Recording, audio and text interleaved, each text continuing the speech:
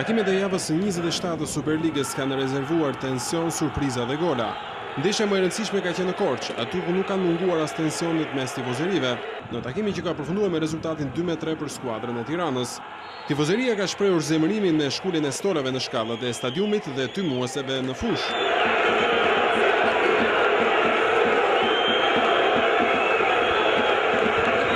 Pas golit të tretë të skuadrës bardhë blu, në shenjë kontestimi, tifozët kanë lënë edhe shkallët e stadiumit. Ata kanë akuzuar ekipin e Skënderbeut se ka toleruar në të ndeshje. Me këto humbje shkurtohet në 8 pikë diferenca me vendin e dytë, Kuksin, i cili nga ana e tij ka fituar me rezultatin e pastër 3-0 me Teutën. Skuadra e trajnerit Starova dominoi totalisht ndeshjen kundër Dursakëve, me të cilët pas pak ditësh do të përplaset sërish në ndeshjen e kthimit të gjysmëfinaleve të Kupës së Shqipërisë në qytetin bregdetar.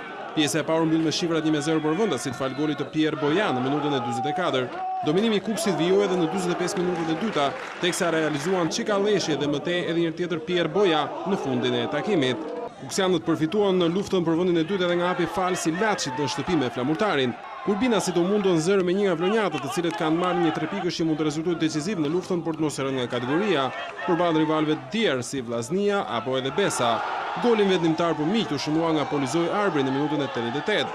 Në një nga takimet e fundit të kësaj të shtunën në javën e 27 të Superligës, Partizani fitoi me rezultate minimal 1-0 në Qemal Stafa kundër Besës. Goli decisiv u realizua nga Memelli, teksa me këtë fitore Demat e Kuq pozicionohen në vendin e 3 në klasifikim.